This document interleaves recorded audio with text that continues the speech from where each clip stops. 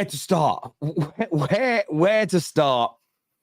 Arsenal were under tremendous pressure after losing to Villa and losing to Bayern Munich. And I remember being in the studio last week with George and Neeks and Adam, and I asked George this question, and I know that George is a honest guy. Because everyone spoke about Arsenal collapsing in April. And I said, do you still think, even as a rival, that if Arsenal bounce back and beat Wolves and beat Chelsea and potentially beat Spurs at the weekend, would you call that a collapse if they're still within a point or two of the title at the end of April? And his answer was no, absolutely not. People expected Arsenal to crumble after going out of the Champions League and losing to Aston Villa. And they are not the favourites to win the league from this point, in many people's eyes, although they are 4 points clear at the top. City have those games in hand, and they're an imperious, deadly, record-breaking, phenomenal side who up until last week were in the hunt for back-to-back trebles. And they may end up winning 2 of those trophies in that run. So Arsenal have done phenomenally well. When they, over the last 2 games, the perseverance, the strength, the mental fortitude, the fact they haven't given up. And that is what really stood out to me. Firstly, against Wolves, I said it on the night, the result is all that matters. The utopia is to have the result and the performance. But there was a lot of Arsenal fans that were angry and frustrated and kicking off and absolutely fuming that they didn't blow Wolves away. Now, Wolverhampton Wanderers have got a decent home record this season against some of the top teams. They've beaten City. They're actually unlucky, really, to not get 2 results against Man United. They've been very much a thorn in the side of many teams. Chelsea came into this. There was a lot of hype around Chelsea. Their record against the big teams this season has been good. Everybody stated they're on a fairly decent unbeaten away record. I believe I heard one of the commentators say before the game, Arsenal not at the races, or Arsenal's heads in this. Could Chelsea pull off a shock? And the answer was no. Chelsea had a couple of good counter-attack opportunities in the first half. There was a kind of pull that hit Gabriel's foot, that hit the post. That would have been a very lucky goal. And there was some really smart work from Madueke on the right-hand side.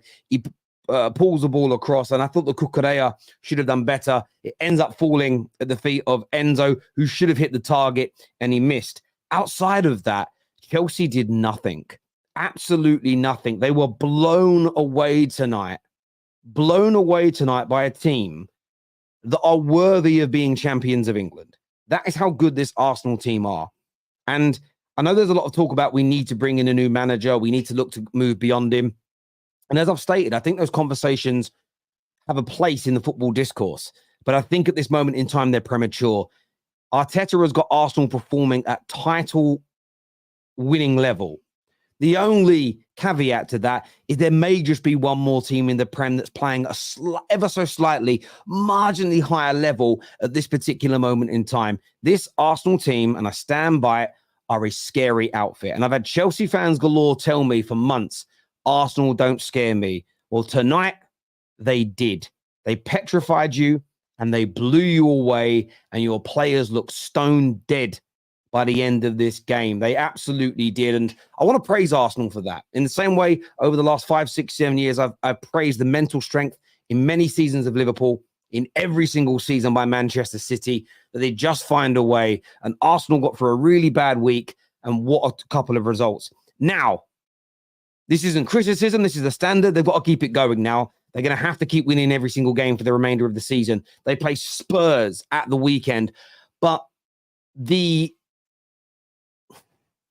confidence they will have going into that game now is going to be absolutely massive. I cannot wait for it. It's going to be an epic day. We'll talk about that more later on in the week. But what a couple of games this has been for Arsenal in the title race. Goal difference-wise, no problems.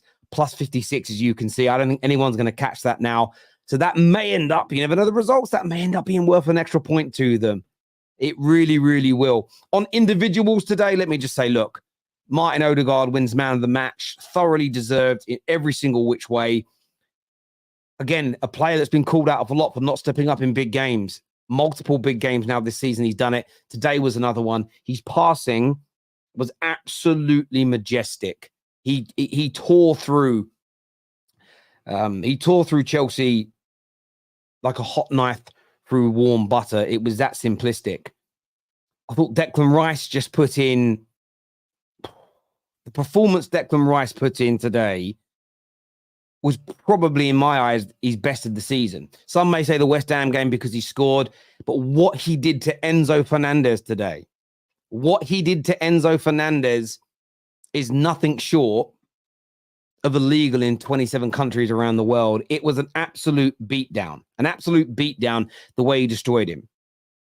Trossard deserves a massive shout out. That opening goal from him was absolutely brilliant. And at first I blamed the goalkeeper, but then when I watched it back, it was just hit with too much power. Goalie couldn't move his feet in time.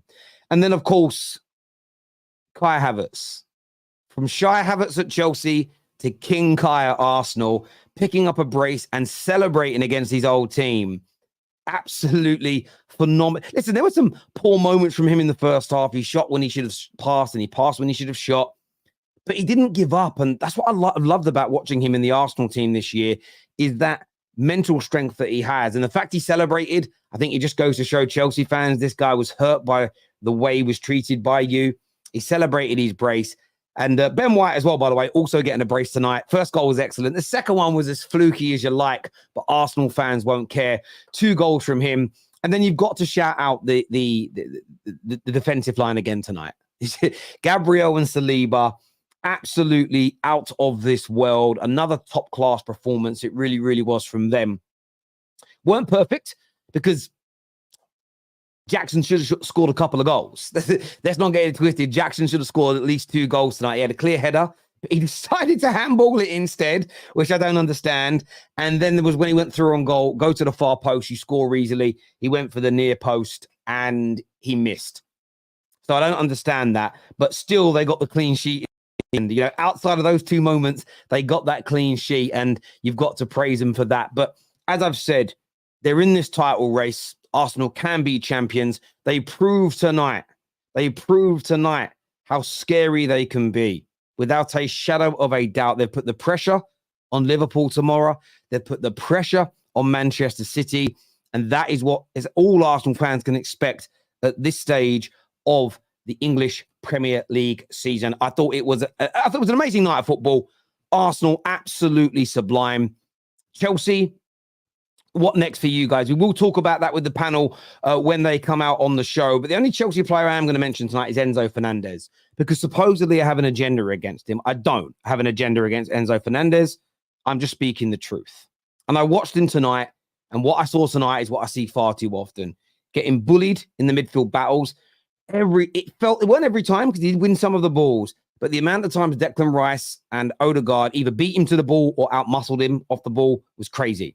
He was dribbled past too often in the game, in my opinion. And I went through and I looked, I watched what I was seeing. I thought, I'm going to go check the stats to see if it makes sense. So no interceptions, no block shots, no clearances. He didn't win a single aerial duel. In the 8 ground duels he was involved in, he only won 2 of them. Passing accuracy of only 82%. No chances created again. 1 shot and he missed the target. When it came to that, it was for a box-to-box midfielder, and the Chelsea fans tried calling me out on that yesterday. His defensive stats are rubbish. His attacking stats are rubbish. And for me, that completely and utterly matches what I saw on the football pitch. Somebody that was just absolutely, and I'm going to use the pun, was limp. And he's one of your most expensive players ever. And I'm not going to plagiarize this. I'm going to give homage. Big up Anita. I hope you're well. Everyone, old school people remember Anita on the terrace. She said this in the group chat. I know she don't come on anymore, but she's still in the group chat because she's the queen of the terrace, and she'll always be in the group chat. She said, I don't think Enzo and Caicedo could play together. Now, 1 game isn't enough to tell us this, but the game a few weeks ago where they smashed it 6-0 themselves, he didn't play. And I thought they looked better. I thought Caicedo didn't have a bad game tonight. But Enzo is that huge weak link. We know the issues that Conor Gallagher's got. We know he isn't good enough.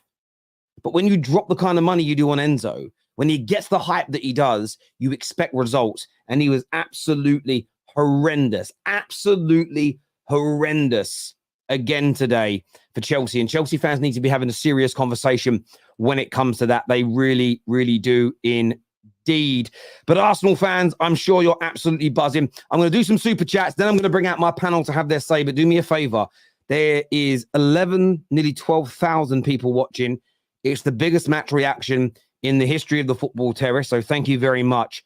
But get that like button smashed, please. First of all, get that done for us. The second thing I need you to do is go and subscribe. Either scan it now and do it later, but scan the QR code on the screen or click on our link and go and subscribe to the new channel I'm working with, The Squad. It's going to be some amazing content. Some started, some more in the pipeline. Make sure you go and subscribe to that as well. But nearly 12,000 of you watching, absolutely ridiculous. And I applaud you.